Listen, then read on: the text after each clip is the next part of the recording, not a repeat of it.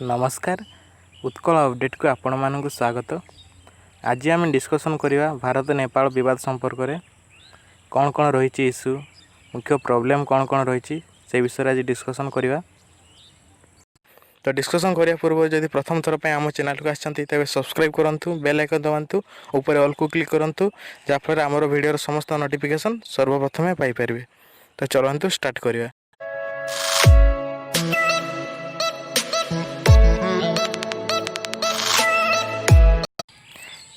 किछि कंट्रोवर्सी चली क्या मध्य ना नेपाल प्राइम मिनिस्टर ओली एवं यूपी रो चीफ मिनिस्टर आदित्यनाथ तांको मध्य किछि कंट्रोवर्सी चली। तो यही मध्य ओली कौन कहते ना Adityanath should be told it's not appropriate to threaten Nepal. Nepal को डरवा हो एप्रोप्रिएट हेबो नहीं बोली नेपाल प्राइम मिनिस्टर ओली एटी निजर स्टेटमेंट देछंती। का विषय देछंती का को कहते से ना योगी आदित्यनाथ को कहते जे कि यूपी रो चीफ मिनिस्टर। नेपाल और उत्तर प्रदेश मध्य कंट्रोवर्सी हमार मुख्य कारण अच्छी देखो दी जन गोटे पाखापाखी बॉर्डर शेयर करते। तो ये दी जन मध्य किसी कंट्रोवर्सी रही आसी। तो दी जन मध्य कंट्रोवर्सी रही आसी उत्तर प्रदेश चीफ मिनिस्टर योगी आदित्यनाथ एवं नेपाल प्राइम मिनिस्टर ओली मध्य। तो सीमा विवाद पूर्व लगी रही है। तेणु एवं उत्तर प्रदेश चीफ मिनिस्टर बयान जो नेपाल प्राइम मिनिस्टर किसी मात्रा क्रोधित हो स्टेटमेंट को घोर विरोध कर। योगी आदित्यनाथ कौ स्टेटमेंट कंट्रोवर्सी कारण होता ता देखीदे।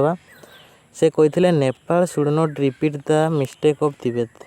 नेपाल तिब्बत भली मिस्टेक को रिपीट न करू। तो तिब्बत कौन मिस्टेक करथिला ना तिब्बत कौन होता ना कंट्रोवर्सी सृष्टि होता तिब्बत एवं चाइना मध्य। तो तिब्बत कौटी अच्छी इंडिया चाइना रो मध्य भाग में गोटे ऑटोनोमस रीजन होची तिब्बत। तो तिब्बत जो भली मिस्टेक को करिथिला बा सेही भली मिस्टेक जे भली नेपाल रिपीट न करू ता कहते किए कहते ना UP chief minister Yogi Adityanath जहाँ आईएनएस रिपोर्ट द्वारा जना पड़ी।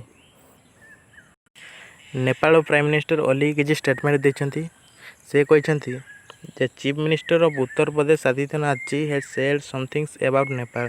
नेपाल विषय किसी कहते किए कहते ना आदित्यनाथ जी उत्तर प्रदेश चीफ मिनिस्टर आदित्यनाथ किसी कहते जहाँकि कंट्रोवर्सी सृष्टि करछि।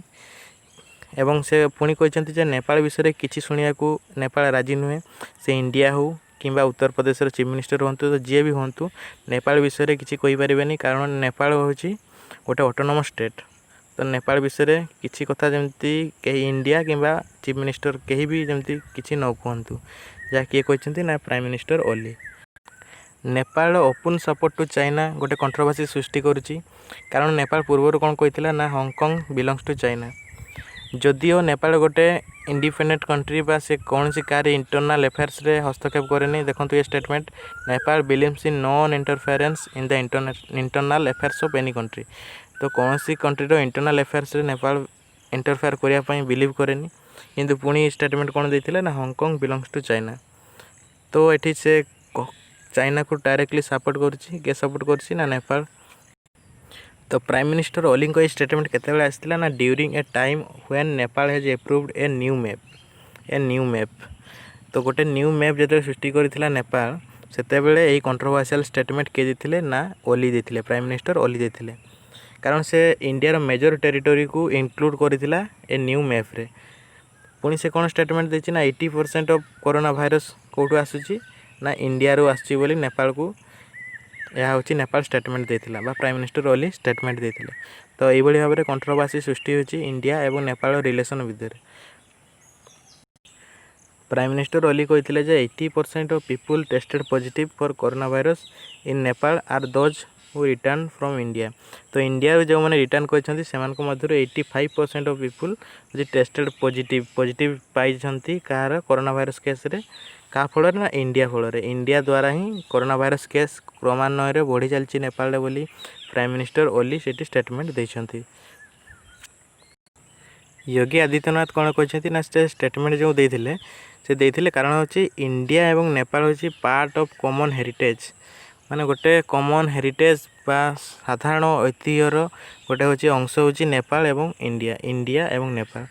तो से गोटे देश बोली किए क्लेम करते ना योगी आदित्यनाथ। ता बोली नुहे जे से गोटे देश बा नेपाल को इंडिया रे मिसिया चेष्टा करते ता नुहे कि से ये स्टेटमेंट देते जे इंडिया नेपाल गोटे हूँ कॉमन हेरिटेज रो पार्ट तेणु इंडिया और नेपाल अलगा नुहंती। तो यहीटा को नहीं कंट्रोवर्सी सृष्टि होती।